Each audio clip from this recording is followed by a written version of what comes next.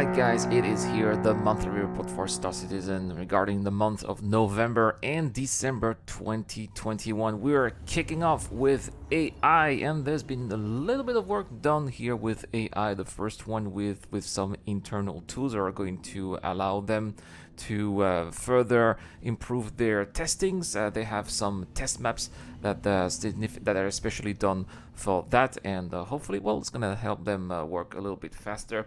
They've also created about 50 usable and 20 AI behavior that can be interacted with by the player. And this is also going to be including some new drinks that will be available at the bars. Apparently, this was done for 3.16, including Cuba Libres and Mai Tais. I don't know if they said that this has been done for 3.16, but I have not encountered these cocktails. So maybe they're at special bars. If you have, well, let me know in the comment section down below. They've also had new animations for bartenders, including busy work, stretching, glass cleaning, shelf organizing, and idle facial expressions when nothing is happening. Also, more work was done on vending machines as well as arcade machines. Yep, those arcade machines you see everywhere. One day we'll be able to play them and have a little bit of a mini game. Hopefully make a little bit of alpha UEC. That will be fun.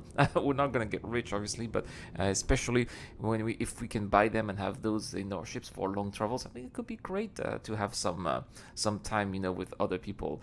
AI features, not so much here, but they've tried to improve the bartender behavior, including some popping issues. That's something I have noticed as well.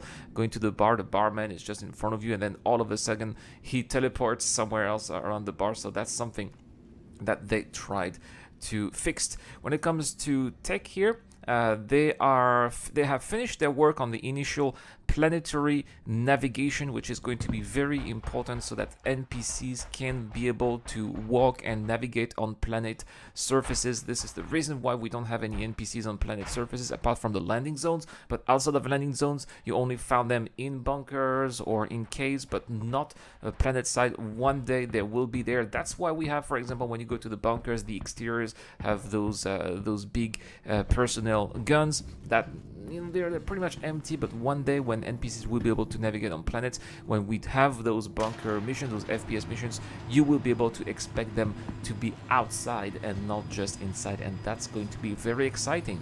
Also, they work furthermore on AI trolley push and pull, which is going to be very useful when we are going to have AI pushing injured people on on stretchers. That's also something that I'd like to see.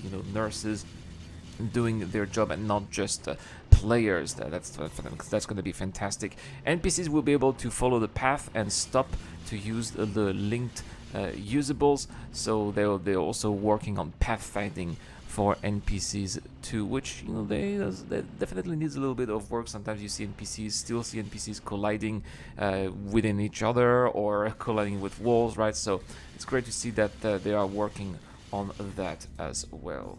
There has been some work done on animations, including cowering, surrendering, animations for mess halls, as well as patron animations, and these were also tasks were completed for bartenders and vendors, as well as multi-tool work zone sets, security blocking, and directing players, vent searching, vandalizing objects. That's gonna be fun, seeing NPCs vandalizing objects, as well as medical behaviors.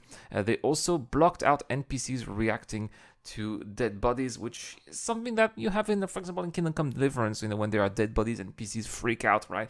This is also something that would be fantastic to see in Star Citizen, because right now NPCs don't really, when they are confronted to dead bodies, they don't really react, and it's obviously not very realistic, right? Art.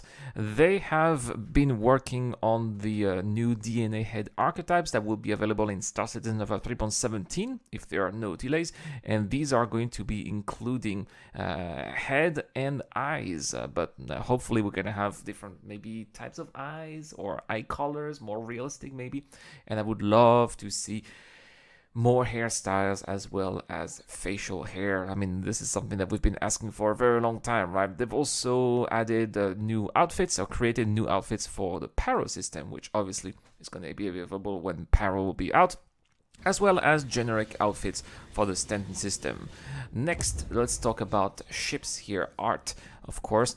And the Hull A is now in the final art stage for the interior. That's wonderful. The Hull C has moved through the pipeline and is approaching Greybox review. So looking forward to seeing the completion of the Hull C as well. A fan favorite that people have been waiting for quite some time, and it's been blocked because of tech hurdles that have slightly over time eventually disappeared. So that's why it will come. Normally, it should be coming this year.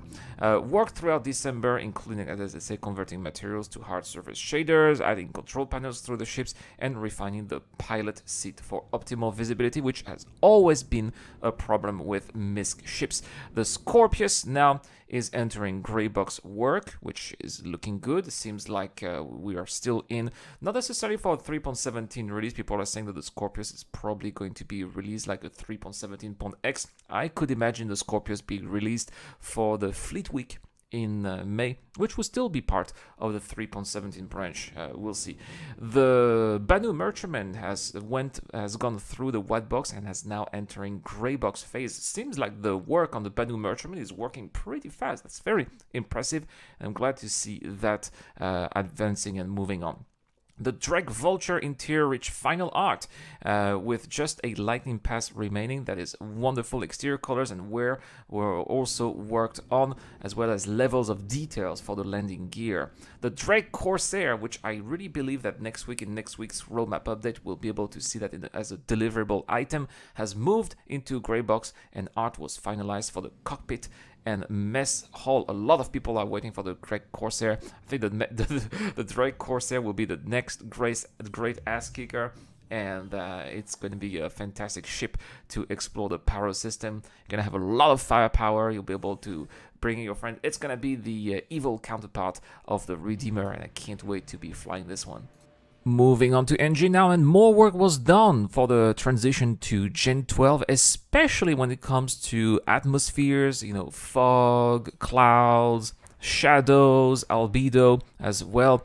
And they did say that unfortunately some of the work that they have done did not yield satisfactory result, and they're going to be reworking on those. So that's I really appreciate the honesty here. Sometimes things don't always work out as intended, and it's great to see that Cloud Imperium developers here see us as being reasonable and mature people who can understand that sometimes work needs to be redone, and that's part of development and research as well. Sometimes not everything works out as planned. I just hope that if something like this happens with server meshing, for example, they would also tell us, and not just with atmospheres. This could be perhaps explaining why we haven't had any updates when it comes to the atmospheres of other planets, like for example ArcCorp or Hurston. We only have the clouds on the Microtech as well as Crusader, and I think that they are trying to first complete their work on Gen 12, so that then they are going to update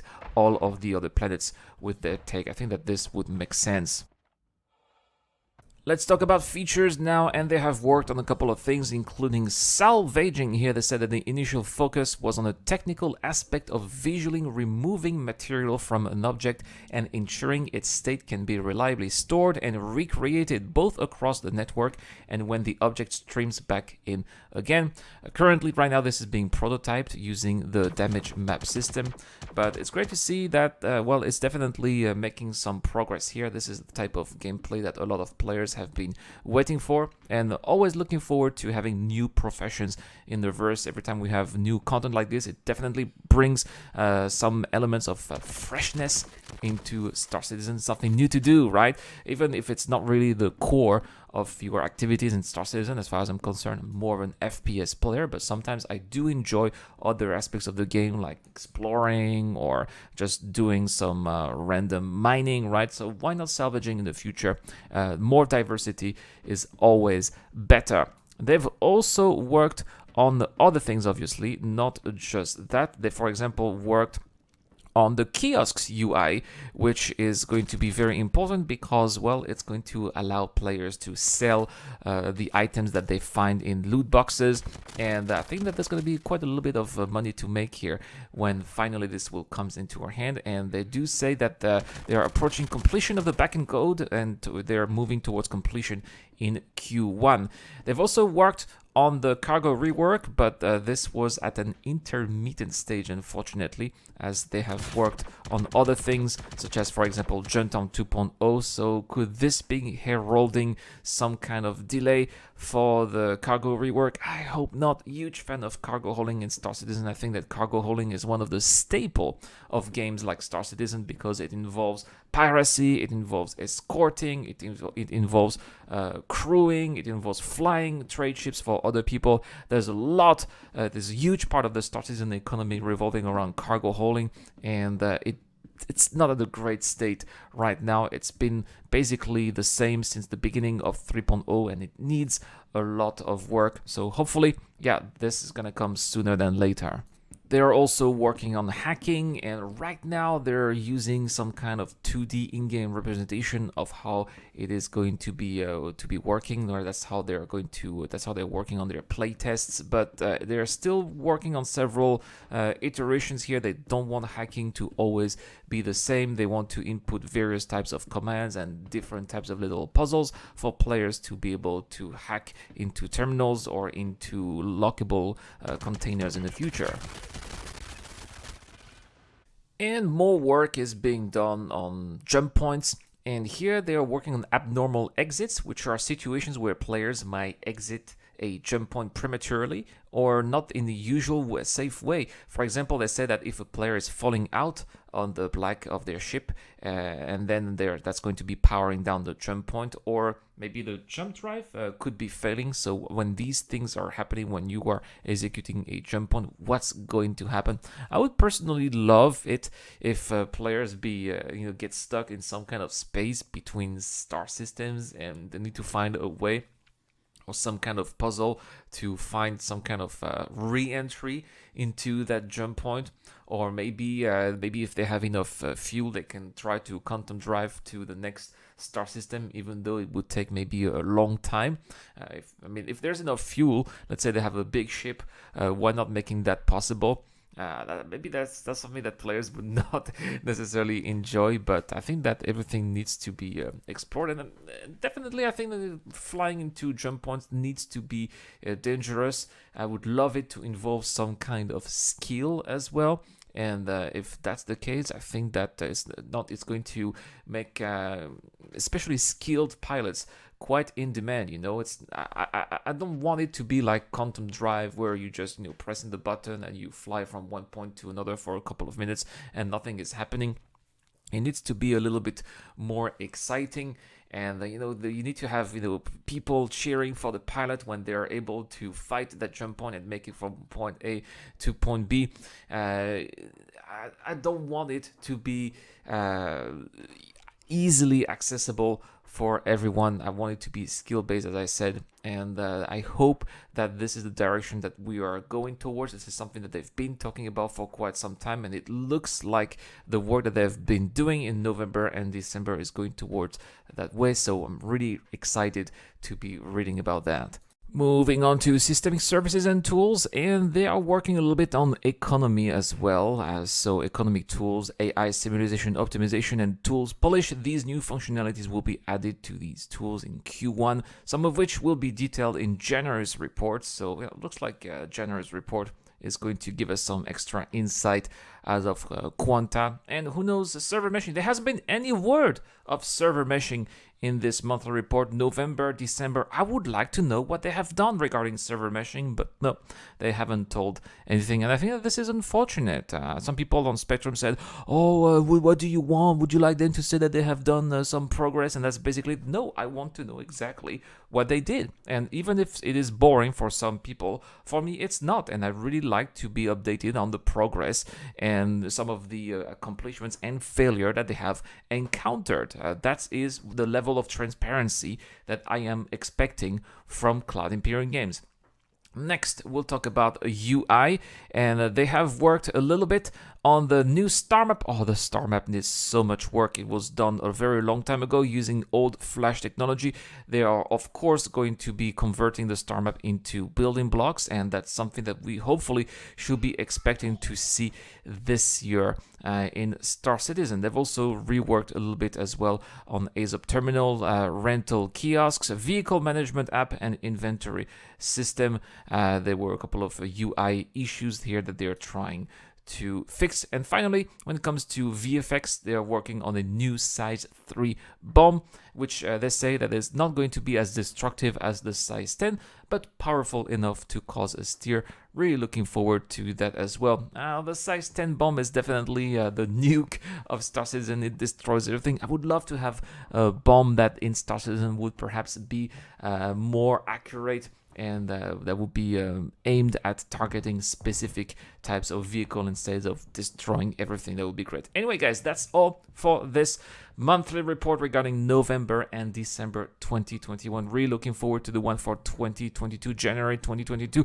Hopefully we're gonna have more news on Quanta and server meshing. Please CIG communicate more on those. Let me know in the comment section down below, guys. Do you think we're gonna see do you think we're gonna see more updates regarding server meshing? Why haven't we had any updates on server meshing over the past 2 months? I'd like to know, for get a chance to win an Argo Raft as well as a Spartan with LTI.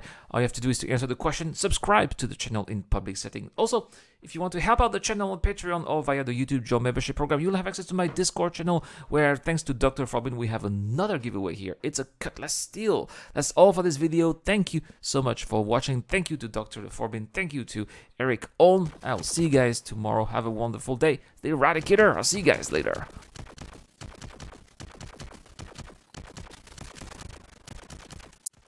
A huge shout out to everyone who's been helping me out on Patreon and via the YouTube Joint membership program. Creating content on YouTube involves continuous circles of ups and downs, and it is when we are the lower parts of the curve that your help really motivates me to keep on going.